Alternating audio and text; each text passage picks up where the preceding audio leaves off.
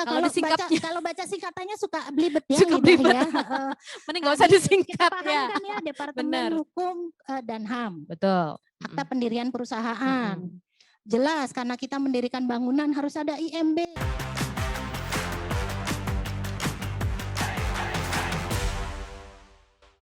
OSS. Apakah itu? Apakah itu?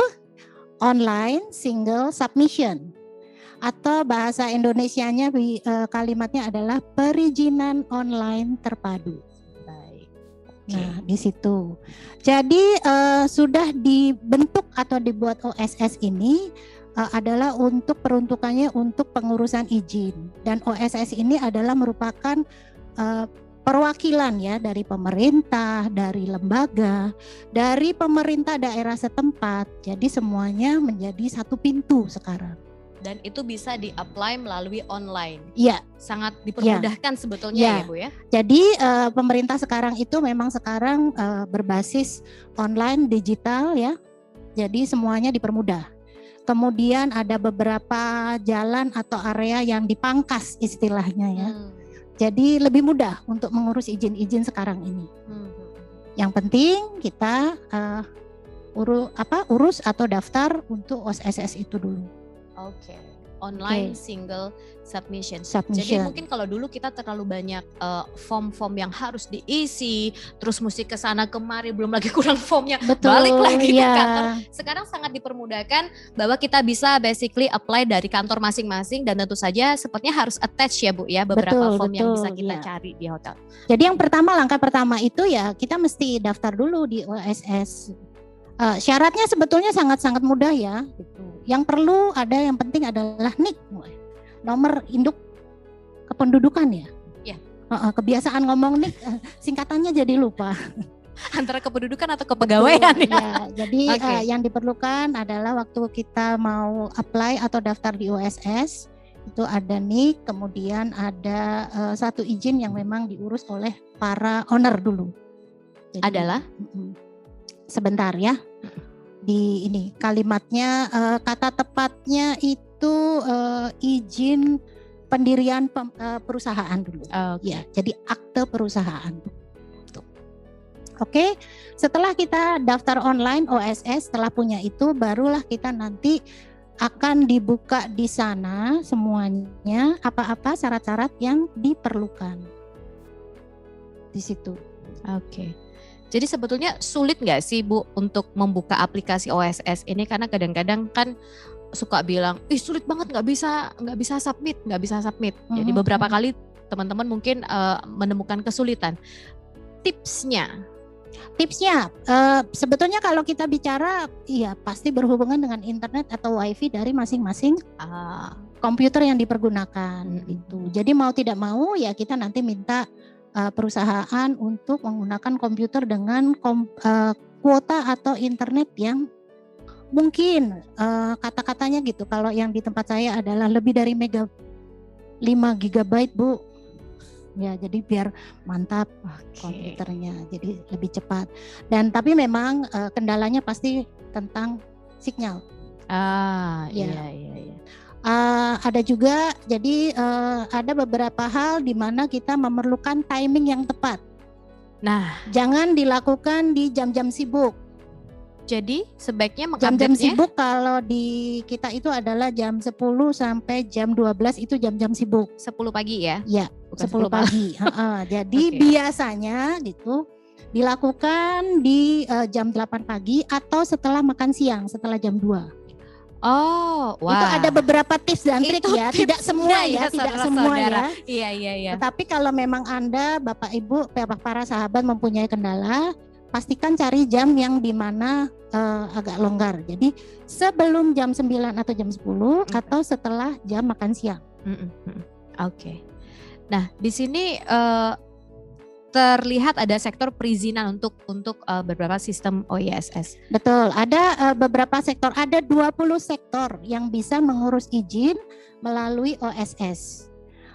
Nanti bisa dibaca deh di sana para sahabat ya, karena banyak. Yang penting adalah ada sektor pariwisata di mana kebetulan kita ini kan di pariwisata. Betul. Ya. Jadi kita fokus pada sektor pariwisata itu saja ya. Ada 20 sektor yang bisa mengurus izin melalui OSS, Online Single Submission. Nah, dan tampaknya di situ sudah juga terpampang persyaratan dasar untuk OSS ya Bu ya, Online Single Submission. Ini basically kita bisa tinggal search saja di Google, ketik Online Single Submission, kemudian akan ada laman yang keluar ya. Betul, betul. Ya, jadi NIK kemudian harus berbentuk PT, yayasan, nah itu, atau CV, koperasi. Oke. Jadi sudah ada syarat-syarat yang jelas begitu. Sudah ada di pampang di sana. Baik. Kemudian bagaimana dengan izin-izin lainnya yang menjadi persyaratan biasanya untuk dilampirkan di OSS itu? Baik. Jadi ini ada izin-izin wajib pada saat kita membuka perusahaan atau mendirikan perusahaan. Yang jelas harus ada akta pendirian perusahaan. Urusannya sama hukum dan HAM. Ya. Kalau baca singkatannya suka belibet ya, ya.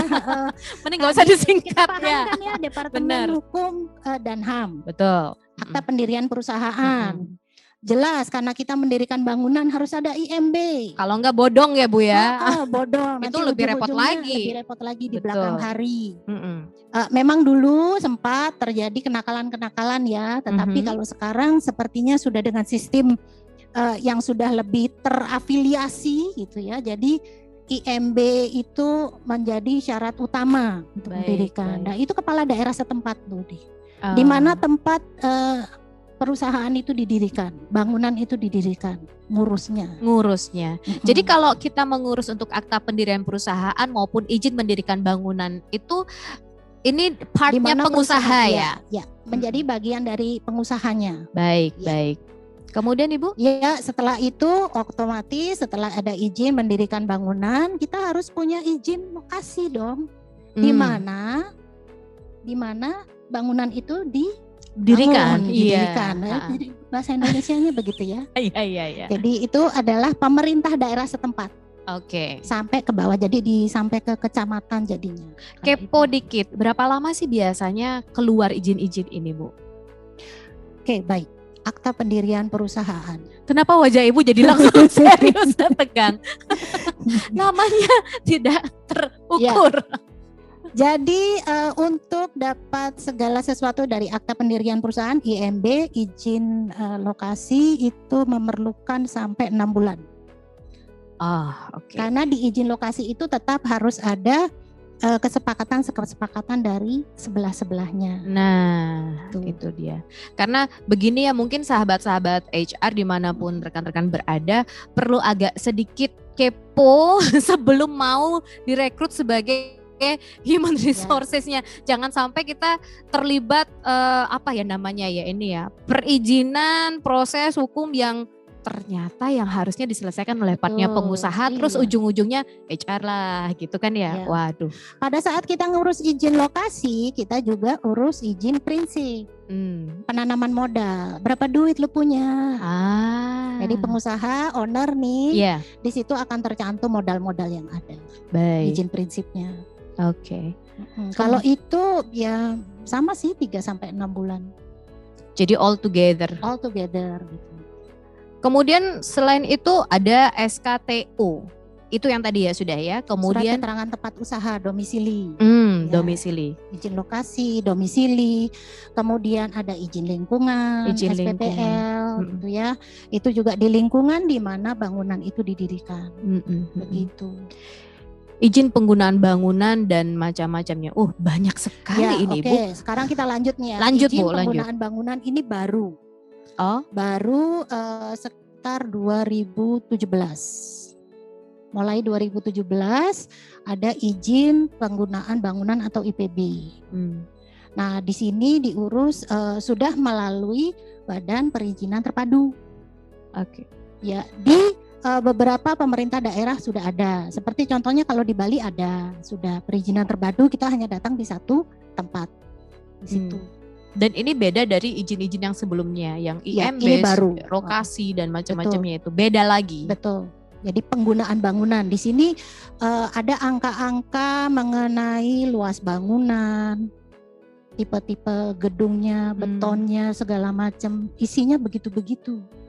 Wah, itu gitu. HR juga yang ngurus ya? Enggak, masih pengusaha. Masih pengusaha. Iya ya. Ini saya jadi agak tambah enggak berani saya.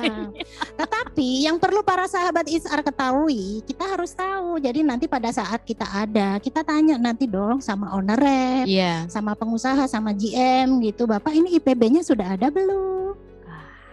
Kalau nanti kita nggak tahu, kita terima mentah gitu ya.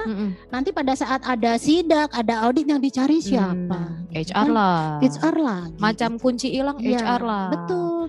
Jadi kita mesti harus tahu apa sih izin-izin yang harus kita pegang. Betul. Kalau belum diurus atau belum kita diberi kopi, kita bisa langsung tanya.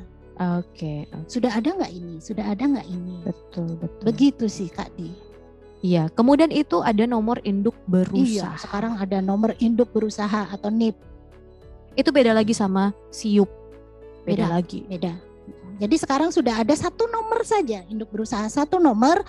Pada saat kita masukkan di OSS, kita masukkan NIB, keluar semua itu izin-izin yang sudah kita punya di sana. Jadi sekarang kalau ada audit atau ada sertifikasi kompetensi untuk audit untuk hotel atau untuk perusahaan, pasti yang ditanya pertama NIB-nya Bu. NIB. Ya. Nomor induk berusaha. Kalau NIB banyak singkatan ya, banyak singkatan gitu. Saya dari tadi berusaha untuk menghafal sedemikian banyak singkatan yang ada itu loh Bu Rama. Betul gitu. Jadi kita bicara dengan siapa? Karena singkatan-singkatan itu bisa jadi double. Betul. Jangan sampai NIB jadi apa gitu ya. Nanti kalau bicara dengan departemen lain, dengan perusahaan lain gitu, NIB beda lagi artinya singkatannya kan gitu. Betul. Gitu Kak Di. Masih ada lagi. Lanjut. Jangan salah gitu. Kalau mungkin TDP pasti sudah pada tahu, tanda daftar perusahaan. Itu dengan perdagangan. Baik. Sebelum itu juga ada surat izin tempat usaha. Ada sini nggak Bu? Nggak ada. Oke, ada situ, ada TDP, kemudian TDUP lagi. Iya, TDUP karena usaha pariwisata. Oh, jadi karena kalau TDP bergerak. Itu di apa namanya? Itu di departemen perusahaannya, perdagangan. Itu di perdagangan. Kemudian karena kita di pariwisata ada tambahan TDUP, itu di pariwisata. Wah, oke. Dinasnya pindah-pindah ya. Iya, dicatat-catat ya rekan-rekan ya. Dan jelas ya, AMDAL dan UKL UPL. Betul. Wah, ini menjadi syarat utama ya, kita harus punya itu. Dan ini kalau nggak salah harus diperbaharui lagi nggak Bu? Yang kalau UKL? AMDAL, UKL, UPL yang informasi terakhir sudah menjadi seumur hidup, kecuali perusahaan itu ada perubahan bangunan. Oke. Ada tambahan bangunan ya. TDUP sekarang juga sudah seumur hidup, tidak perlu diperbaharui kecuali seperti ada usaha tambahan. Baik. Setiap kali ada perubahan-perubahan di perusahaan tersebut, maka izin-izin itu akan diupdate, itu istilahnya. Oke. Dan saya rasa setiap ada audit tertentu pasti izin-izin ini mesti dimunculkan lagi ya Bu ya. Betul. Mau kita naruh pemancar, mau kita naruh apa sih itu? Penangkal petir gitu. Petir dan lain sebagainya. Dan ini mainannya Chief Engineering biasanya ya. Iya, Chief Engineer. Director of Engineer. Jadi rekan-rekan kalau misalkan tanya HR jangan mau ya, karena ini kita kerjasamanya sama Director of Engineer atau Chief Engineer juga di perusahaan masing-masing gitu kan. Siapa yang menjadi orang pertama di engineering itu deh yang dia kita pokoknya. Bersahabat ya. Iya, bukan betul. hanya para sahabat HR aja. Betul. Begitu. Dan yang terakhir dan tidak kalah penting, ini pajak. Nah, kita harus punya NPWP. Ya. Perusahaan maupun perusahaan. Iya, perusahaan. Perusahaan dulu deh. Ya, sebelum ke perseorangan ya. Ya, sebelum ke perseorangan. Kalau sudah ke perseorangan nanti pada saat sudah kita mempunyai tenaga kerja yang di-hire pada saat pre-opening nanti kan. Itu izin-izin wajib.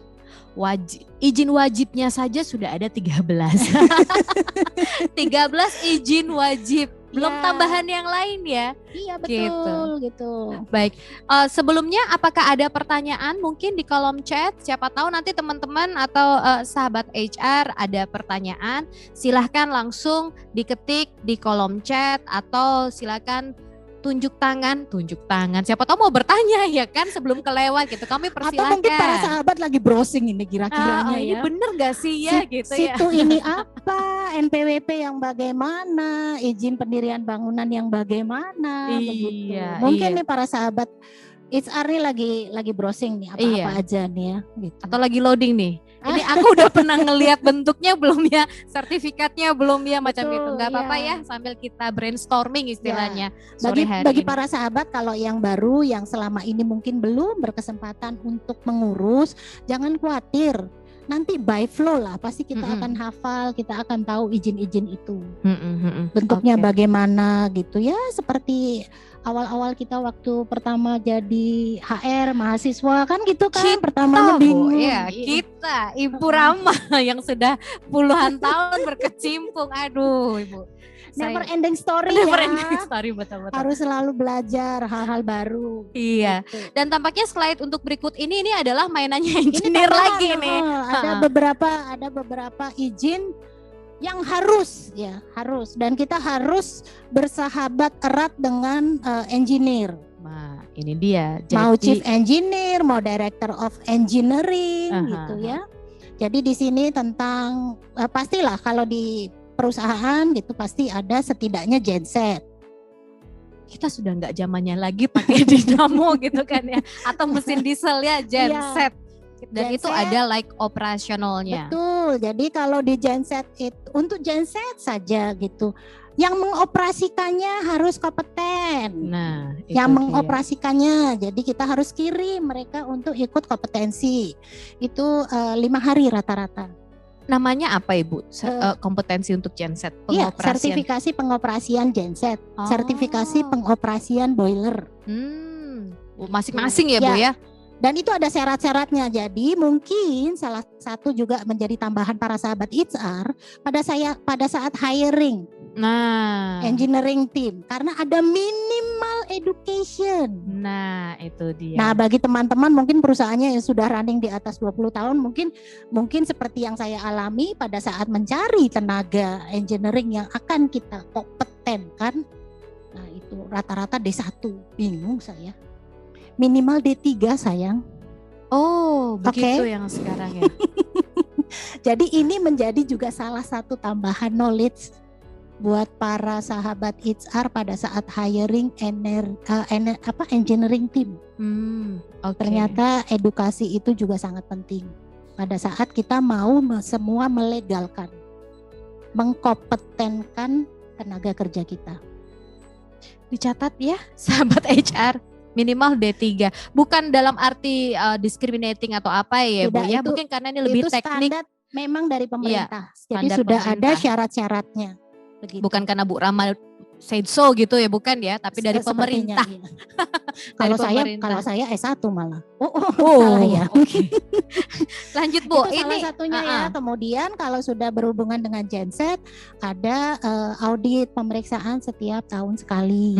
Untuk genset itu. Ya, disesuaikan dengan kapasitas setiap perusahaan, seberapa besar perusahaan itu, ya, atau hotel itu atau resort itu pasti mempengaruhi kapasitas dari genset yang dipunya. Bisa jadi ada yang besar 900. Apa sih istilahnya? 900 watt kWh yang begitu, atau mungkin yang lebih kecil gitu. Nah, seperti itu. Walau besar ataupun kecil, jadi standar as per standar mereka tetap harus memiliki yang certified ya Bu ya. Genset operator. Genset operator. Ya. Kemudian sama, apabila kita punya boiler, punya lift, kemudian kalau listrik jelas ya, instansi listrik kan akan dipakai di semua perusahaan apapun ya. Jadi itu semua juga harus dicek, diaudit. Ada yang 6 bulan sekali, ada yang 1 tahun sekali. Petir juga sama, karena itu nanti berhubungan juga dengan asuransi. Oke. Jadi ada beberapa daerah yang sangat rawan dengan petir. Kalau di Bali contohnya di mana? Tempat saya. Oh iya. Ya, kita kemarin di tahun 2018 kita ada petir yang cukup besar. Walaupun kita punya penangkal petir 3 di area sana, di pool area, tetapi ternyata juga ada kerusakan juga. beberapa mesin kasir kita yang di area pool itu semuanya kena petir, ya korslet. Nah, asuransi, kemudian dari asuransi pasti akan ngecek ada nggak audit pemeriksaan petirnya, ada nih semua lengkap. Jadi asuransi nanti akan lebih mudah. Iya, kalau tidak ada izin lengkap itu, nah itulah yang akan ya kalau auditnya per tahun tidak ada dan segala macam, ya asuransi akan menyampaikan bahwa penangkal petir Anda tidak qualified. Jadi asuransi tidak akan bisa memberikan. Itu salah satunya. Tolong yang punya mesin pemanas atap tinggi-tinggi silakan didaftarkan. Dipastikan kita punya list atau reminder. Iya. Izin-izin apa yang masa berlakunya habis, kalau bisa remindernya 3 bulan sebelumnya. Jangan di-set di reminder pas habis gitu, terlambat. Jadi kalau bisa remindernya 3 bulan sebelumnya, izin-izin ini semuanya akan habis begitu masa berlakunya. Karena mesti dicatat-catat, ada proses lagi di dalamnya yang ternyata ujung-ujungnya perlu waktu gitu ya Bu. Ya, untuk dikumpulkan lagi. Karena terkadang memang kita tidak memungkiri bahwa somehow administrasi simple yet ruwet gitu. Betul. Simple yet tapi ruwet. Ini juga Kak Di, jadi para sahabat HR, tidak ada masalah siapapun yang pegang izinnya, siapapun yang urus izinnya, tetapi kita sebagai HR harus tahu detail-detailnya tentang masa berlaku dan lain-lain. Jadi kita bertugas mengingatkan para representatif yang bertanggung jawab. Itu salah satu tipsnya ya, supaya tidak terlewatkan izin-izinnya. Jadi HR memang ada HR yang tidak suka ngomong. Mungkin salah satu kualifikasi sebagai HR adalah cerewet gitu kali ya. Cerewet dalam tanda kutip, bahwa memang kita harus somehow leading supaya tidak ada izin-izin yang terlewatkan. Tips-tips yang lain lagi apa nih Bu Rama, selain kita juga reminding mereka? Kita punya file juga. Baik, kemudian jadi begini, kita ada sertifikasi hotel bintang. Ini kita karena kita adalah di pariwisata, di perhotelan. Nah, kita hotel bintang, sertifikasi kan setiap tahun.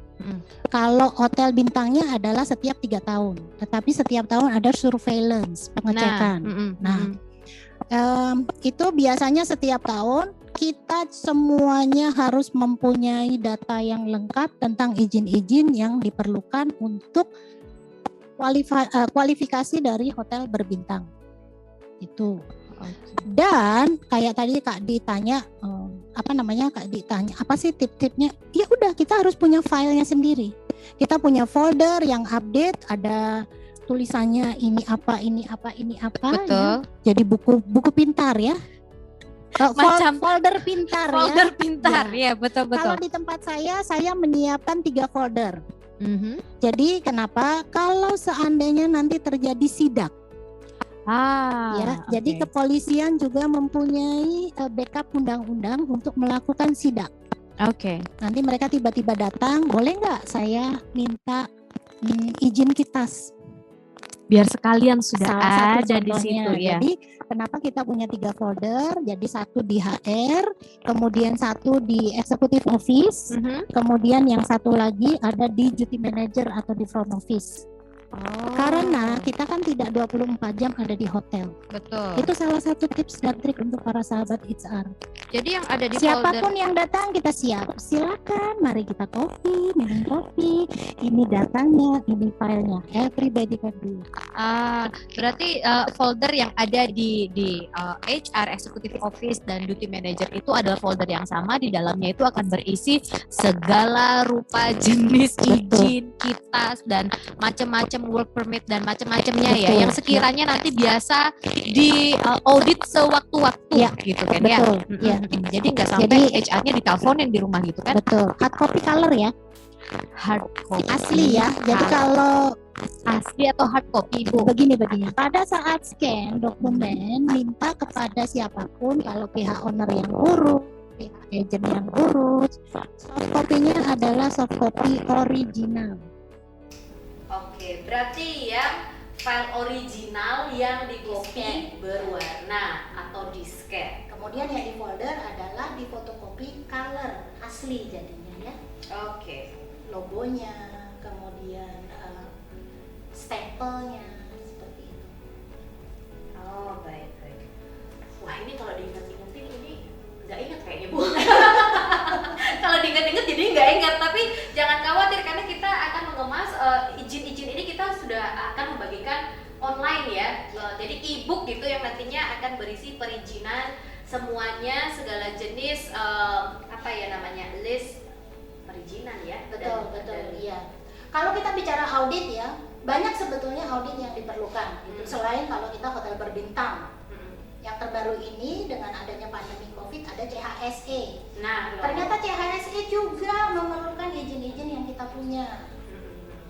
Kalau umpamanya kita berada di Bali, di Provinsi Bali, ada juga suatu lembaga Trihita Karana.